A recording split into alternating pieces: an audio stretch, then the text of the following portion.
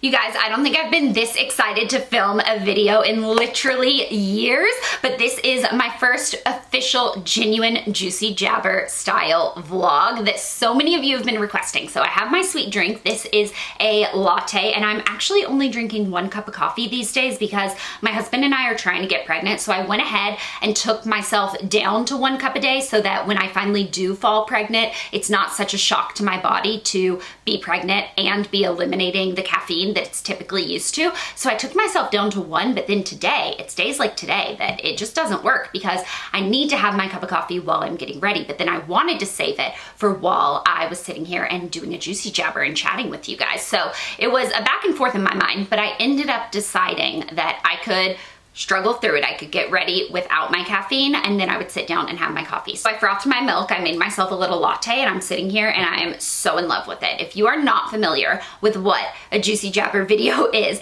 back in the day, I started YouTube videos like I think 16 or 17 years ago, and I would sit down and film these like stream of consciousness style videos. I would always have a few topics like written down on my phone, but then when I started talking about it, it would just be like whatever came out of my mouth basically. I would chat with you guys for like 30 or 45 minutes, edit it down into a reasonable length vlog, upload it. You guys loved it. I loved it. It gave me someone to talk to. It is admittedly a one-sided conversation, but luckily for you, my husband says I'm very advanced in that art form. He says that if I'm sitting there and I'm talking and I have a pause and he doesn't like fill that silence, I will keep going. He says he can literally not say anything for like 30 minutes and I will just continue talking and talking and filling that silence, which is probably really annoying at some points, but also helps us because like we're never bored, you know? So these videos are one of my most requested videos that you guys asked me to do, these and tour videos. I was thinking about like, why did I ever stop doing those videos? They were so fun for me and you guys seem to enjoy them. I think I figured out the reason when I was in the shower. It is because YouTube changed so suddenly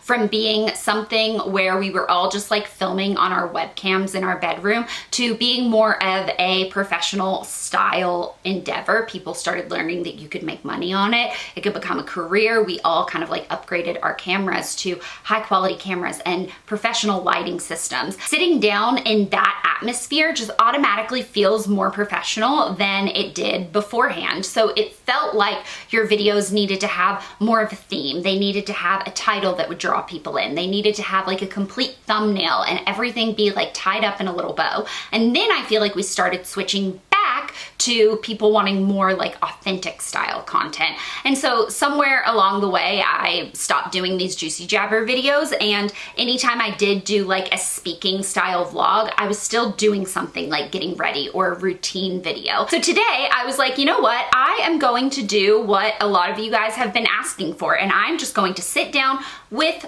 my cup of coffee and chat with you guys. Even though I didn't share this with you guys at the time, one of the reasons I leaned so heavily on this style video and chatting with you guys and having these conversations in the comments is because I was in the midst of getting bullied out of high school. So I actually didn't end up returning to my high school. I did online high school for the last 2 years of my education because I was literally bullied out, and the principals called my parents in and told them that they literally could not promise that I would not be beaten up while I was walking to or from my car every day. They basically said the only thing they could do is allow me to leave school 5 minutes early and come in 5 minutes late so that no one else was like in the hallways or in the parking lot when I got to and from school. And then between classes, they would have an assistant principal walk with me, which only made me more of a target. And to be clear, the reason I was being bullied in the first place was because of these YouTube videos. It was 2008. No one was really doing them. I think I was living in a town where a lot of people were just kind of bored. There really wasn't much to do. Looking back, a lot of people say like, oh, those people were just jealous. And I don't necessarily think it was that. And I don't think it was like fully hate-based.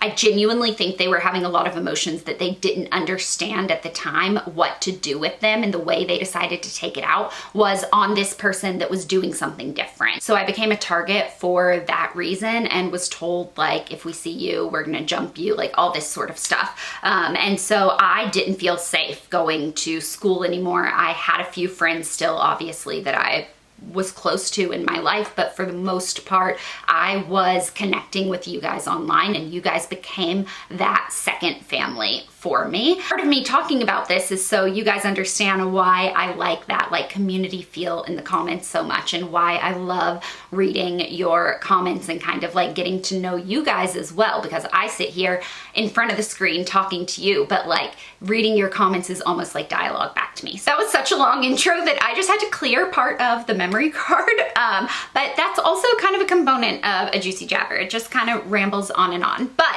I've got a bunch of topics listed out on my phone that you guys have been messaging me about over the past couple weeks that I kind of would write down and be like, this is something I want to answer or touch on at some point in the future, and now it is the future. So first thing I want to chat about is a lot of you have been asking me, now that I'm working from home again, how I stay productive and how I kind of reduce that feeling of burnout. I feel like I have a good handle on this and some good advice for this, because I did work from home for the first like 10 years of my career, and then I went to school and then started working in the professional corporate environment, and then now I'm back. I teach part-time at a university, so I'm on campus twice a week, and then the rest of the time I am working from home. This also ties in really well with our channel partner today, because one of the main things I like to do if I am working from home that day, so if I'm going onto campus, that is a completely different routine. I'm talking about the work from home days. I like to get up and do my workout in the morning. Now, if I'm going on campus, you guys already know from my routine videos and all of that stuff, I do that after work. So the reason I like to work out in the morning when I'm working from home is because it starts my day feeling accomplished. As soon as I get that workout done, I already feel like I have done something for the day, and it makes me want to push harder to be more productive throughout the rest of the day. Like, don't let it like die on that hill, if that makes any sort of sense. So today's channel partner is Ladder, which is a strength training app that gives you a customized workout plan every single day. They have a 4.9 star rating in the App Store with over 50,000 reviews. So it's not just me telling you it's good. You can take all of their words for it. It really is. And it has been what I've been using for over a year now. So before they even came to me and asked me to do a sponsorship with them, I was already using them to prep myself to feel strong and confident and beautiful on my wedding day. So on the Ladder app, you get to pick your coach, and they are going to have a customized workout plan for you every single day. So you can select your coach based on what you really want to be working on, and then it will give you the different plan every single day. My favorite thing about Ladder is they are unlike any other workout app in the sense that they are not a library of pre-recorded workouts that you go through and you're like, I want to do this one and I want to do that one. It is actually a full workout plan that is meant to be followed week by week, that are planned for you by experts. They aren't just like influencers that are in the workout space. These are actual strength training experts. And I have been able to tell a big difference. I mainly was focused on like my lower body and my abs before getting married. And I just recently started really trying to up my strength on my upper body, because I have the upper body strength of a kitten. And so I'm trying to get to like, I don't know, a more mature cat, and I'm working towards it, but it's definitely still a work in progress, as fitness always is. If you did not see my recent video that was like my evening routine after work, then I'm gonna go ahead and link that below, because there is a chunk in there where you can actually see me going through the workout. You can hear how the coach speaks to you. You can see an example of one of the day's workouts, and you can also choose if you want workouts that are more focused on things you can do at home with maybe just some dumbbells or yoga mats, things like that. Or you can choose a coach that is primarily going to push you in an actual gym. So I kind of do a mix of both. The very, very, very best part about Ladder is that they give you a free 7-day trial, and they do not collect a credit card or any sort of information on you until after the trial ends, and then they ask if you would like to extend it. So it's not like any of those apps that are like, you get a free 7-day trial and then they automatically bill you if you don't cancel by the 7th day. Ladder lets you do the full free trial. They want you to come back because they know that their app is that good and your workouts are gonna be that good. They stand behind it, and those are the type of sponsors that I want on my channel. So there's no more random workouts. There's no more guesswork at the gym. This is a plan that is for you, and it's literally like having a personal trainer in your headphones. They keep you motivated. They tell you to keep pushing. It really is like they're right there with you, and it's less than $1 a day. You can get up to $10 off your first month of Ladder by clicking on the link in my description or using the QR code that I have on the screen right here. Thank you so much to Ladder for being an awesome channel partner and a brand that I genuinely have loved for over a year, and I am so proud to be partnered with you guys. So let's keep going on the Juicy Jabber. For me, having a productive work from home day is always going to start with the morning routine. I need to make my bed in the morning. I need to do some sort of workout or movement that makes me already feel accomplished. And I need to get myself together somewhat. So obviously I'm filming today. I have a full face of makeup on. I've curled my hair. Most days if I'm working from home and I'm not going to be filming content, I probably am not going to be putting that much effort into my appearance. But I do want to at least do a little bit that makes me feel more put together and kind of gets me in that more professional headspace. And so even if that's changing out of my pajamas into another set of lounge clothes, it still kind of bridges that gap for me in my mind and takes me from relaxing at home. Like I'm kind of on the clock, like I need to be productive and working today. The other thing is having a dedicated workspace. So I used to work from my bed a lot. When I was a full-time content creator, if I was filming, obviously I would be up and about, but if I was editing most of the time, I was like horizontal in bed, laptop kind of like on my chest, editing like that. One of the things I really, really love about doing content now after I've had a corporate job is I got so used to kind of like setting up my desk, and I have a desktop computer now that I edit on. I don't even have Final Cut Pro on my laptop. I have to be sitting at my desktop computer, which I think really helps me as well. When I go to my desk to work from home, whether that's editing, whether that's grading, lesson planning, whatever it is, I am going to light a little candle on my desk. And that almost like triggers my body into thinking that this is a workspace. I'm not really at home anymore, even though I am at home. I could go down, I could change the laundry from the washer to the dryer, and I could unload the dishwasher. There's something mentally about being in that workspace that I don't feel like all of the other distractions are distracting me. This next one is probably my most important one, and it is the midday reset. So I do not like to eat in front of my computer or at my desk. When I worked a corporate job in between school and now what I'm doing, I would eat lunch at my desk a lot of times. I would either eat it at my desk or I would go sit in my car just to like decompress and like be less stimulated by everyone around me. And that is something that I don't let myself do when I'm working from home. I do not like to blur those lines if I can help it. So what I like to do, if it's nice outside like it is now, I will go sit on my screened-in porch and eat. I'll let my dog run around in the backyard, but this midday reset's really important to me. Afterwards, I always want to do something that kind of like gets my blood flowing, my heart pumping, my body moving again. So whether that is taking my dog on a walk around the block, it's raining, or if I just don't really feel like going out that day, I will do some sort of stretching or yoga just for a few minutes, just to kind of, like I said, get my blood pumping again. And I swear it makes me feel so much more refreshed when I go back to my desk and I feel like I can tackle the second part of the day. Now around 2:30 to 3 o'clock is when I hit my slump. That's when I want to be done for the day. And it happened when I was at the office. It happens when I'm teaching. It happens literally like clockwork. 2 to 3 o'clock, I want a nap. I want to be done working for the day. I want my day to basically be over from like responsibility, and I just want to like watch TV and chill and do whatever I want. That isn't obviously reality.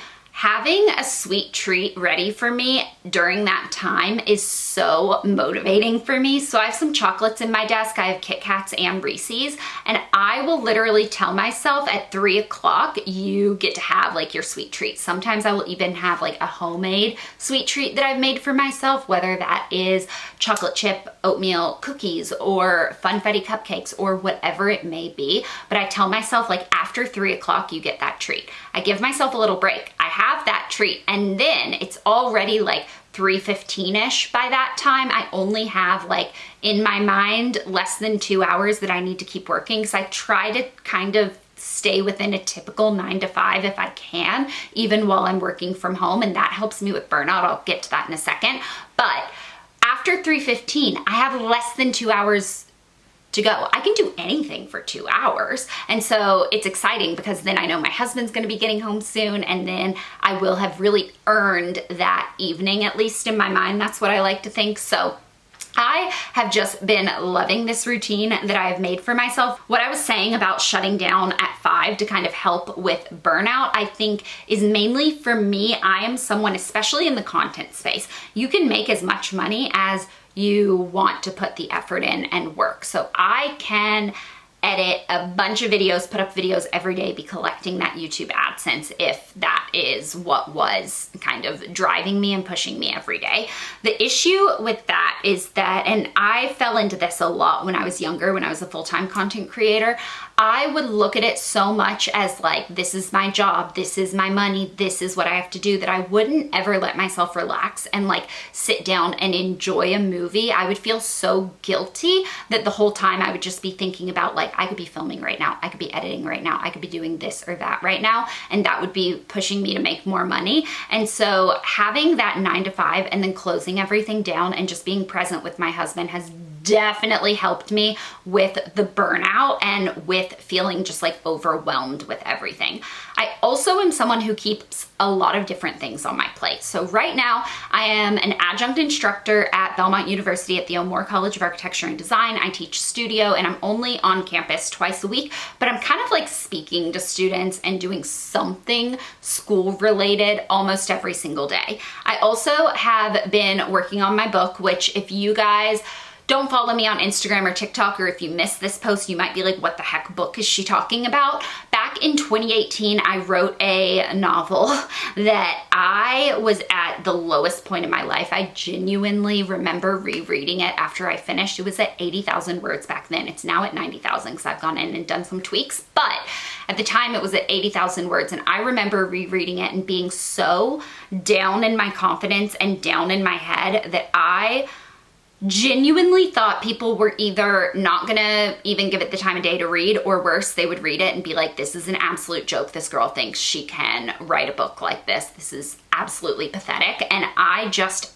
could not even bring it in me to let anyone other than my sister read it, who at the time was very complimentary and has brought it up over the years, being like, what happened to that siren story? Because I really enjoyed that and I want to know what happens in the next book. So this past year, after I got married, my husband and I decided that I would take a step back from my full-time job at the firm and I would only be teaching, which is a part-time position, and I would spend the remainder of my time kind of focused on content creation, which is what I've been doing, but I've also had a lot more free time. And I went back and I revisited that manuscript, and I will be honest, I really am proud of it and enjoyed it. And now I've sent it to some friends that have read it. They have been very helpful. I am kind of going through the process right now, trying to figure out if I get an agent or if I try to self-publish this, if I try to pitch it to publishers myself. I'm kind of like in limbo right now, waiting on a few industry people to like give me some advice that I've reached out to.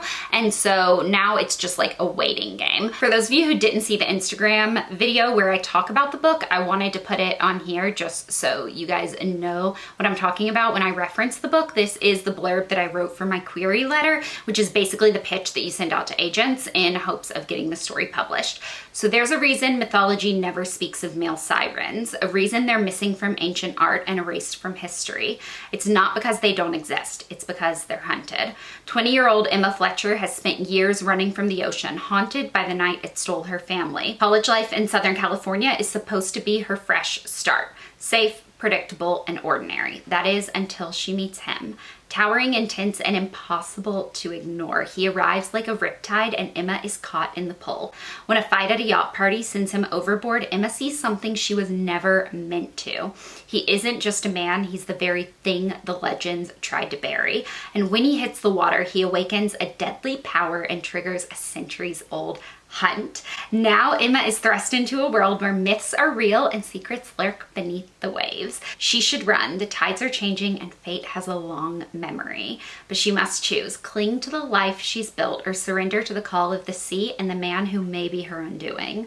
This story is a spellbinding tale of forbidden love, the irresistible pull of destiny, and the dangerous magic of the deep. It still feels so weird to read that out loud because it's literally been in my head since 2018 when I originally wrote this manuscript. But that is another thing that has been taking up a lot of my time. So between all of those things, as you can imagine, I don't have a set schedule or routine for what I'm actually working on every day. It's a lot of little things in a lot of different categories. So I need to time block my time. So I always start with the thing that is the most pressing, the most important, and the thing that I have an actual boss over me who is capable of firing me if I don't do my job well. And so that is teaching. So I always get started on the day with responding to any student emails if I need to do any lesson planning, if I have any grading to do, anything like that is going to be my first chunk of the day, and that typically takes up about half the day. Then I move on. I've been working on my book for about the remainder half and content for the remainder half. The past few weeks, I will say, I've been mainly keeping the book as like a lot more and having a lot less time doing content, which is why I haven't been as active on social media in the past few weeks. I was literally just head down, so excited for that time that I was working on my book. And that was a time where I actually did kind of like break my own rule, and I would work through lunch and I would work after my husband would get home. After 5 o'clock, I would still keep working because I was just like so enthralled and excited to be ingrained in that story again in a way that I was really proud of it. I wasn't like ashamed or embarrassed of this. And so if you guys want to know more about the book, please go check out my Instagram. There's also a poll in the comments. You can like let me know if you would want to read the book, and that I think is going to help me kind of decide which way I go with publishing. Like if people are really excited about it right now, maybe I just like self-publish and put it up. That's kind of like what I'm grappling with right now. So I just looked at my notes, and that combined a few different things. I wanted to talk to you guys about like the working from home priorities and the like avoiding burnout when I could, but I also wanted to talk to you about the book and teaching. Teaching wise, I am still kind of in limbo for what I'm doing next semester. I haven't been officially offered a position because I am adjunct, and I think they typically wait until after you get your student evaluations to formally offer you for the next semester. At least that's how it's always worked for me. That being said, I am in discussions with like, what class would you want to teach? That sort of thing. So I kind of feel like I will be teaching again. It's been really, really wonderful to have a husband that is so supportive of me kind of doing these creative endeavors in my own way and at my own pace, and has been so incredibly just positive with wanting me to pursue my dreams. And he's like, I've got that 9 to 5, I've got that steady salary, like you do what you need to do. So right now I'm not taking on every sponsorship that comes my way. It might seem like it because it might seem like all of my videos are sponsored. That's because they are. I could be doing a lot more of them is basically my point, that I am only taking on the sponsorships that I'm really excited about and that I want to work with, the companies that I'm like freaking pumped for. Other than that, I'm not like pushing myself to film when I'm not in the mood anyways to film, if that makes sense. So that has been really, really fabulous. I am super in my head about the book. I think most of you know this, but back in the day I was diagnosed with OCD. I've been on medication. I have met with therapists. Like it's a whole thing in my life. But one of the ways that OCD is really impactful in my life is that I genuinely get obsessive about something to the point where I almost can't eat, can't sleep, like it becomes my thing. And that's what this book is for me right now. And I have just been fixated. I have a few different alternate endings that I've been writing out. I'm kind of trying to decide what way I want to go, what way I want to take the sequel. It does end on a cliffhanger, so it does have to have a sequel, but there are a few different ways I can take it. I have the original version that I thought up in my head in 2018, obviously what I wrote the book to turn into. Now I'm older, I have more life experience, my frontal lobe is fully developed. I feel like I have some other directions that the second book could go, in which case I would want to change things in the first one a little bit. So I'm kind of like toying around with that right now, and it's literally taking up all of my brain power, and it's all I can think about, which has been incredible to keep me from being stressed about not getting pregnant. Oh my goodness. My husband and I are on month like 7 or 8 of trying. I don't even remember at this point. And obviously it hasn't happened for us yet. And the first few months I was so on top of it. I was just so obsessed with it. And the 2-week wait in between like when you ovulate to when you test positive literally felt like 2 years to me. Every single day, the hours were like months. Now I'm so wrapped up in this book. It's wonderful because there are days that like I forget it's even time to test or something like that, which is really, really good because they say the less stress and the less like anxious you are about it is when it's actually going to happen. So I feel really, really good about that because I'm keeping myself distracted from only thinking about a baby and about pregnancy and about being a mom and making my husband a dad and all that sort of stuff. But we are still very, very excited for that. And I know it will happen for us. I've been filming for a really long time. So I think that's it for the Juicy Jabber for today. Let me know genuinely if you enjoyed this style video. I feel like a lot of people nowadays are so used to short form content and keeping their attention held, and like while you're telling a story, you're also doing your makeup, you're also doing something else. And so just sitting here and just chatting with you guys kind of feels like I'm not doing enough, I guess. And so that's why I don't film these videos as often. But if you enjoy these, if you like these, I would absolutely love if you would let me know down in the comments. I would love if it could be some sort of conversation between all of us. So thank you, Ladder, for sponsoring this video, and I will see you guys in my next one. Bye.